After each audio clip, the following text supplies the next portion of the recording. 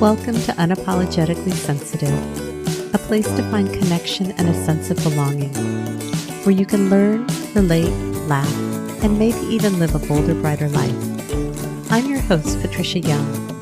This is a weekly podcast where we talk about sensitivity and the richness that it adds, the strengths we have because of our sensitivity, and some of the challenges it poses as well. The information in this podcast is not a substitute for help from a licensed mental health professional. Hey there. To the creatives, healers, sensitives, and deep thinkers, welcome.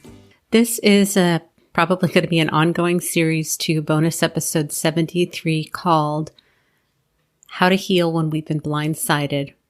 In that episode that I just released, this happened on Tuesday, today is Friday, and I'm just wanting to share with you what's coming up for me as this process unfolds, and part of it is a grief process. My intention for sharing what's going on with me is I've had a number of you reach out to me and say, how do I let go of things when things happen? How do I not take things personally? How do I work through things when I'm feeling hurt? And because I'm in the middle of processing through this and I'm just noticing that every day or so, things are shifting and changing. My hope is that by sharing this with you, it will help to validate what you experience and to put words to some of the things that I'm experiencing. I'm having some trauma responses that it's just a very new awareness for me. And so I feel a little bit inarticulate about being able to describe what's going on because it's a whole new area that I just don't have a lot of experience or awareness with. If you're a trauma therapist and you have some insight into this, I would love to talk to you. We can either set up a Zoom call if you want to shoot me an email. I would love to be able to incorporate a little bit more expertise into this than just my own personal experience. So please feel free to reach out to me at unapologeticallysensitive@gmail.com. In this episode, what I'm going to be talking about is some of the trauma responses that I'm having, some of the thoughts and feelings that are coming up about doubting my reality, about what I experienced and wanting to almost recount and renege. Maybe I'm making a big deal about it. Maybe it wasn't that bad. The grief that's coming up. This was somebody I respected and looked up to, and how he responded in this situation was incredibly disappointing. I attended a online workshop on trauma called Nurturing Resilience with Diane Poole-Heller. And this is kind of where I realized how much trauma I have and what came up for me. And she talked about attachment styles and how we can do resourcing. And I want to just share briefly about what it is that I learned from that and how I'm using that, what I'm doing to get some help for myself during this time, and some of the things that are really working for me and providing support for me. This is going to be another explicit episode. There's a good chance that what I may do with the podcast is just switch to it being explicit. And I haven't decided yet. If you have really strong feelings about that, please shoot me an email. If you're in the closed Facebook group, Unapologetically Sensitive, feel free to post or send me a message. If I get a lot of feedback that I'm going to lose listeners, I don't want to do it. But the truth is, I feel like when I'm talking about things that are really important to me, like I said, I swear, and I really want to be more authentic. I don't want to lose listeners over this. But anyways, so let me just tell you what's been going on. When I recorded on Tuesday, I was definitely in that fight or flight response and very pumped with adrenaline, very kind of activated in an energetic way. You know, when there's something dangerous that happens and we run, we're filled with adrenaline. And so we're very pumped up. And what's happened since then is I've started to become really aware of what I'm referring to as a trauma response. And as soon as I hit publish for bonus episode 73, oh my gosh, I was feeling tension in my neck and shoulders and my stomach. I felt nauseous. I had a headache. My heart was pounding. That sense of adrenaline that you get when you're in fight or flight. The feelings that I had, or the thoughts, were I shouldn't be saying this. I'm creating trouble.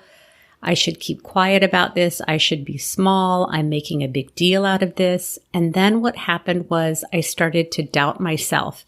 And I've listened to the episode a number of times because it really helps to remind me that I'm just sharing my experience. I did it very respectfully. But the doubts that come up is maybe I didn't report accurately. Maybe it's biased. Maybe I should go back and reread those emails because maybe I didn't report it exactly as it said. And, I'm making it favor me. And having doubts like maybe it wasn't that bad and maybe I'm just making a big deal out of things. What I can tell you is, regardless of what my part is, the way that this person responded is unacceptable. For me, unacceptable unequivocally.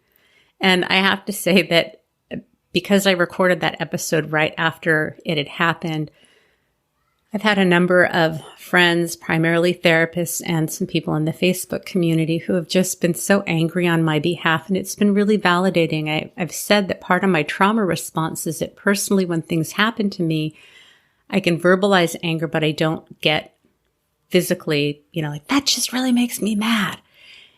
If it were somebody else, I get very angry and very protective on other people's behalf, but it's been really validating for people to just share how they view this behavior. And I've had some incredibly strong reactions that are incredibly validating.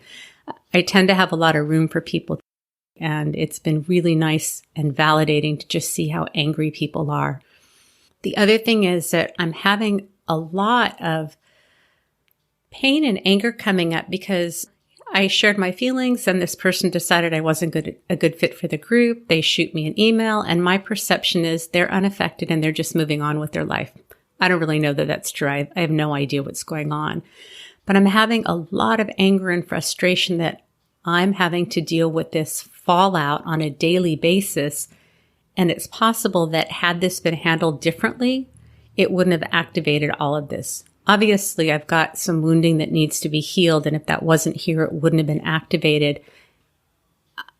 I'm just going to say that anybody who experienced what I experienced, if they experience what I'm experiencing, I wouldn't be surprised. So I don't feel like I'm having an out-of-the-range reaction. And there's a part of me, my gremlins, that are saying, like, just move on. Like, it's not a big deal. Just get on and move over it, which is why I'm committed to talking about what's going on. But I really feel like I want him to see the consequences of his actions. Like, he just made this cavalier decision and it's really had a very big impact on me. I'm going to talk a little bit about the support that I've been getting around it and asking for support.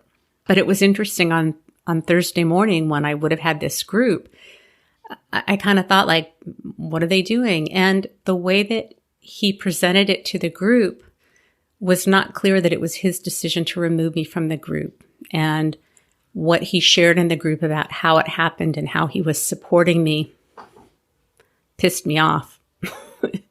It just pissed me off. And I felt like, you're going to make this unilateral decision, drop me from the group, and then you're not going to be transparent with people about what you did. It just pissed me off. Plain and simple.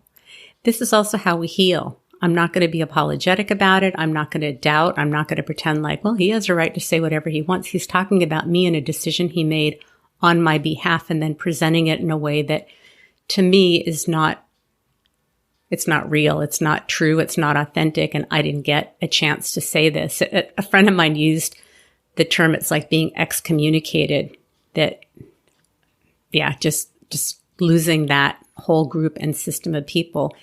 And it's interesting too, that because I'm having so many feelings about this and I feel like it was unjust and unfair, that I was in a number of social media groups that he's in and getting newsletters and his podcast. For my own well-being, I've needed to unfollow, leave the group, unsubscribe, because it's like getting a sucker punch every time I get a notification, if it's on my phone, that there's a new podcast episode that's being released or a notification that he's posted in a group. It just feels like somebody's going, ugh. And it activates this trauma response and this pain and this hurt and this anger that I'm really working so hard to heal my way through and feel my way through, that I don't need any extra activation. I'm trying to manage my internal activation and I don't need extra activation. And when I've talked to people that are having attachment injuries or people have mistreated them or they're having energy in relationships and then they want to set limits or boundaries, they get confused thinking that they're acting, that they're acting out. And what I've talked to other people about is you can feel angry and hurt that someone's not meeting your needs or showing up in a way that you want, and you can set limits. Just because you're activated doesn't mean that you're not coming from a healthy place of this is what you need to do to take care of yourself. And so if you have these struggles and you feel like you're reacting, we can have both things happen at the same time. We can have reactions to things and we can still make choices that are going to support and nurture us in our healing. Many people have asked me about, I'm not able to let things go and I ruminate and I let things go. I can't let things go. I'm experiencing some of that. This is taking up way more time in my head and no one's paying rent for it. So what I'm doing is I'm really trying to allow the feelings that come up. Just allow whatever it is, honoring it, getting curious about the softer feelings that are a little bit more harder, the anger, the frustration, the disappointment. Those are very energizing and I want to act on them. They kind of create energy in my body. The fear, the sadness, those are a little bit harder because they often will pull my energy down. And so figuring out how can I allow those feelings to come up, look at them, give myself the reassurances that I need and to reframe. What I've been aware of, and I'm going to use an example with food and then go to talk about attachment to kind of talk about how this shows up. When I'm feeling balanced and I'm really doing a much more solid job of meeting my needs and I get a food thought like, oh, how about ice cream? It's like a small thought that pops up and I'm like, no, I don't really want it. Thanks. And the thought disappears. If I'm not feeling so solid, the thought comes up a little bit louder. I think of it like volume on a radio. Hey, ice cream. Let's go get some ice cream. And I can go like, do I want ice cream or not? And the thought may come up, the volume may be louder, and it's a little bit disturbing, but it's still manageable. And then when I'm not feeling balanced, it's like constant. Let's have a party in your mouth. You really need ice cream. The only thing that's going to make you feel good is ice cream. What kind of ice cream do you want? It's loud, it's persistent, it's very hard to manage. And when it's on a smaller scale, I can go like, I can have ice cream, but I'm not choosing to do that today. I'm not going to feel good. I don't want it. I can have it tomorrow. Coming from a place of love, not restriction or limitation. The same thing comes up around attachment issues. And so I polo with a number of people. I use an app called Marco Polo. I'll leave them a video, and then when they have time, they respond. When I'm feeling like I'm able to give myself reassurances, I may think, oh, I haven't heard from so-and-so. They're probably busy. I'm able to provide that reassurance and not be invested in a story that it's about me. Then that middle place is, gosh, I haven't heard from so-and-so. I wonder if I'm being too much. I'm wondering if what I said offended them. I wonder if I'm not talking about them enough and they're feeling irritated with me. And so the volume gets a little bit louder. It's a little bit more distressing, and I either can provide reassurances or I can let it go. And then when it gets to the loudest level, I end up feeling really distressed and I'm not able to come in with those reassuring voices. And that's when the gremlins come in. You're just being too much. You're always talking about yourself. You're not taking enough time to talk about them. This is one-sided. You only have relationships that meet your needs. You're very selfish. Whatever our gremlins are. And when that comes up and I'm really identified with the story, I create suffering for myself. During COVID, our resources are going to be more limited. We're in this prolonged sense of uncertainty, and our attachment injuries are going to resurface. So if I have the awareness, I can either provide reassurances for myself, I can ask for a reality check, I can get support. There are lots of things that we can do, but I think just having this awareness of where's the volume of the noise right now? Am I able to step in and reassure myself? Is it a fleeting, the volume's low? Is the volume medium? Or am I so identified with whatever that story is that the term that I often use is there's no adult on board, that I'm so identified with my trauma history or the trauma story that I can't find an adult to take over and to reassure me. When that happens, there's some resourcing that we can do, and I'm going to circle back to that. The other thing that I'm seeing that's coming up is some grief and loss, that this was somebody that for many years I respected, I admired. He was a mentor to me. And in the past, I have two very close friends that had some hiccups with this person. And I was very staunch in defending him. I felt like he's got integrity. I know his heart. Now, having had this experience, there's some loss going on because I had expectations about who I thought this person was. And I got to see another part that was not part of that identity of how I created my expectations of this person. So how do we bring compassion and humanity into this? Now, I want to be very clear that I am not excusing the behavior. The behavior is not okay, and I am not excusing that. But there are so many facets to us, and we have this binary way of looking at people as being good or bad or right or wrong.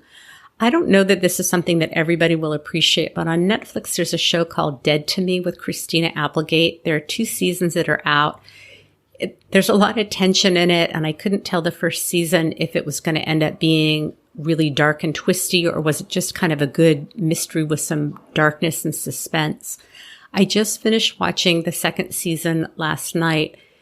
I'm really impressed with the writer's ability to show on the continuum all aspects of a person's personality. That the person who starts out being cold and distant and mean, at some point you get to see their woundedness, their compassion, their vulnerability, how they end up being incredibly generous and selfless, and how people bounce all over that continuum throughout the season. And this happens with a number of very strong characters. It really gives a great way to see how we aren't just good or bad, that we've got wounding, we've got places where we need to heal, we've got defense mechanisms. It's not as black and white as we would like to think that it is. And so I think about, like, I've had times when I've had expectations from my kids and they haven't met them, and like I felt so hurt and disappointed. And then I think about my mom might have those same expectations for me, and I don't meet them, and I'm disappointing her. So it's so easy to see things as like, oh, my kids let me down, and they don't appreciate me as a mother. Well, in the same breath, as a daughter, I may be disappointing and hurting my mother. So being able to be flexible about, we are going to disappoint people, people are going to disappoint us. If we're more visible, then we're probably going to have more people are going to be disappointed by us. It's just going to happen because we have expectations about who we think people are and how we expect them to show up. I think the difference is, for me, my hope is that I'm mindful about my behavior, but I definitely know that there are some personal relationships where I've talked about this. I show up very differently. I just don't have a lot of room for things in certain relationships. And so how you experience me here is not how some other people experience me in other relationships. We do need to get clear about what is not acceptable, that there are things that are deal breakers. What's negotiable? I was just talking with a new neighbor that I have a lot of room for mistakes and missteps and things like that. If there's room to talk about it, there's room for feelings, for mirroring, for validating. People own their stuff. If it gets to a point where you cross that line with me, there may not be a going back. I will tolerate and tolerate and tolerate and work with people. But once you've crossed that line, I often just feel like I'm done. And I've talked to a number of HSPs that are the same way, that we really want to lead with our heart. And we hit a point where it's like game over. In this workshop that I did with Diane Poole Heller, if you're a first responder or you know a first responder, Rebecca Wong and there's another woman, and I don't want to say her name wrong, so I'm just not going to, have created the coronavirus online therapy. If you're a therapist and you know how to do crisis therapy, this is a resource that's set up for first responders. And through this program, I signed up. They're offering some trauma training. And so Diane Poole Heller did this training on nurturing resilience the other day, and she was talking, she specializes in attachment, trauma, somatic experiencing. She and Peter Levine work very closely together. During this training that I had yesterday, she talked about attachment styles and being able to separate out our attachment styles from our trauma responses. Like I said, that with COVID, it's very likely that things that happened during COVID may activate our original attachment injuries. And some of the resourcing that she talked about is to think of someone who loves you unconditionally, that really sees you. It could be someone who is currently in your life, was in your life, is no longer alive. It could be a mentor. It could be your higher self. It could be someone spiritual. It could be somebody that we've never seen before. And you want to imagine them standing behind you and putting their hands on your shoulders. Just imagine that right now. Well, the first thing she did is to check in with your body and where are you feeling any trauma? And man, I just started to cry when this happened. It really activated just a lot of trauma for me. And so you imagine this person with their hands on your shoulders and that sense of calm, being protected, and then reassuring you. And the other thing that I've done is I've imagined myself in a field and brought in the handful of people in my life that I know have my back. Some of them are living, some of them are not living. Some are people that I had past relationships with, and when they died, I was not in relationship with them. These are people that love me, support me, and they've got my back. And I imagine myself laying down and I imagine them where I place them around my body, just shining love on me, protecting me, nurturing me. And I've been using this consistently. I've been dialoguing with people from my past that I don't see anymore, and just really bringing in that sense of love and protection in their voices. You know, one of the people is like, I've got your back. Nobody's going to mess with you. I've got your back. And what I did is my son and his girlfriend and my other son's girlfriend will be here this weekend because my husband's celebrating his birthday. I was having a really hard day yesterday. Man, I was just crying and crying. And I felt really present for myself. I felt like my adult was on board and was able to hear what the wounded parts of me were feeling and was able to really respond in a loving, nurturing way. Like, I'm here. I've got you. You haven't done anything wrong. You can count on me. What are you needing? How can I be here to support you? Really being that loving, strong, nurturing presence and being able to create that for myself. And I felt really solid in that. There have been times when I feel like I just need to hear from somebody else that I'm okay and things are going to be okay because a lot of trauma is being activated. So I sent a message out to my kids and their partners and said, I'm going through something really hard right now. I recorded a podcast episode about it. If you can please listen to it. I don't know what it's going to be like. I don't know how I'm going to be feeling when you get here this weekend, but I just want to share with you what's going on and that I may be having a really hard time. You know, with my kids, I grew up with a fair amount of trauma with a little t, but it's still trauma. And I really haven't talked to them much about it, probably because it just didn't feel like it was necessary, not because I feel like it's a secret. And what's been really nice for me to see is that I've been able to provide a secure attachment to my kids. They've had a very different experience than I did. They've had an incredibly stable life growing up with talking about emotional things, room for them to disagree, you know, really creating a very different experience for them. But I don't think that they often really know how much I struggled and how much healing I've done. And so really reaching out and doing some modeling to them about what it is that I'm needing and asking for support. The other thing I've done is I'm hopefully going to be getting some sessions in NARM. And I talked about that in the episode with Sarah. I should know this. I know what her name is on Facebook, which is not the same as her real name. I will try and remember and put it in the show notes. But she talks about, I think it's, I don't even want to guess at what it is, but getting some extra support right now because this is really activating some trauma for me and I need to do some healing. And I don't know if I mentioned it, but within the last 6 months or so, I went through an attachment trauma with somebody close to me. And so I went and did some internal family system, some IFS therapy with someone. I often talk about how I'm managing things. And when things get to be too much for me, I will reach out and get some therapy, get some coaching, do what I need to do because I really have a deep appreciation for my willingness to dig in and to do the healing and feeling work because I want to be able to move through this. And this stuff is really kicking my ass. It's impacting how I'm functioning on a day-to-day basis. I'm in these constant trauma responses. It's taking a toll on me. And so I need to get extra support. It's more than I can manage. What are the things that I'm doing to take care of myself during this time?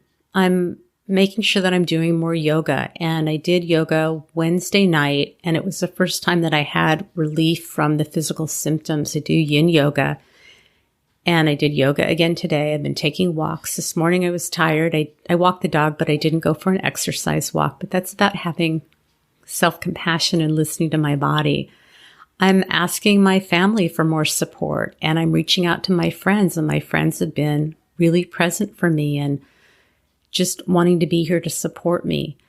It's really nice, the closed Facebook group that we have. We do a weekly Zoom meeting. At the end of the meeting last night, I talked a little bit about how difficult it is and what's going on for me with this situation. And I got some great support from the people in my group, and some people have posted where I've posted my episodes have talked about how much episode 73 has really helped them, and they appreciate my transparency. Yeah. People often will say, like, why did you start this podcast and why do you do the work that you do? And I really want people to know you are not alone. The things that you experience are not just you. The reason why I'm willing to be transparent and vulnerable with you is I want to normalize this stuff. So many of us have attachment injuries, abandonment issues. We get activated, we get hurt, we get angry, and we think there's something wrong because we've received messages externally about why we should get over things and not be so sensitive and not take things so personally. And then we internalize it. Because I can tell you there's nobody in my life right now that's giving me the message that I'm being too dramatic or I'm being too picky or I should get over it. But because I've internalized so much of that stuff, it's creating suffering for me. And it's also giving me an opportunity to see one more layer that needs to be healed. I don't have to work on this stuff right now. I could shove it aside and just forge ahead. And I'm really committed to my healing. And with differential susceptibility and vantage sensitivity, the research shows that if you put an HSP in a positive environment, we fare much better than the other 80%. Put us in a lousy environment and we're going to fare worse than the other 80%. I'm really working on cultivating and creating that support that I have around me and reminding myself that I've been incredibly present for people and loving and nurturing and supportive. We often have a hard time asking for help. It could be related to our attachment style. And this is a time when I need the people around me to really rally. I need them to help carry me when I'm not able to do that. It's my job to do my healing, and it's okay to have that interdependence. And when I'm not able to do it, to ask somebody to help carry me. It's not an either or, it's a both and. It's very healthy. People want to be here to support me, and I need the support. I have no idea how the rest of this is going to unfold. All I can do is be present for whatever's coming up in the moment and to figure out how can I nurture and take care of myself. Would I have asked for this? No, I don't think so. No. Would I have liked for it to be handled differently? Abso-fucking-lutely. Is this what's going on? Yep. Am I willing to work through it? Yep. Am I willing to dig deep and do the work that I need to do? Yep. Am I grateful for the support that I have? Yes. Am I grateful for a platform to be able to talk about what's going on and to share it? And hopefully it will help to model and help to normalize some things that you may be going through. I'm so grateful for each and every one of you. I'm grateful for this amazing closed Facebook group that we have, Unapologetically Sensitive. We also have a closed group for therapists and healers. It's been a safe place for me to show up and talk a little bit about what's going on and to just get some amazing support. So thank you so much for the people that have written reviews for the podcast. Thank you. I read each and every one of them. I really appreciate it. These are times. These are just times. And it's pushing for a lot of stuff. Generally, we want to do the work. We really want to dig in and do the work. And we have better outcomes. So I'm just grateful to each and every one of you. I hope that you're experiencing a dash of joy, a dash of peace. If you're having a really shitty day today, I'm really sorry about that. If you're having a hard time right now, I'm also really sorry about that. My hope is that it's a mix. It's a both and. And if it sucks, it sucks. And hopefully it will not be lasting for forever. I recognize I have a tremendous amount of privilege. I don't acknowledge that as much as I probably should. We're all just showing up and doing the best that we can. We can do this. We'll get through it. Remember, sensitivity is nothing to apologize for. It's our superpower. Have a blessed day.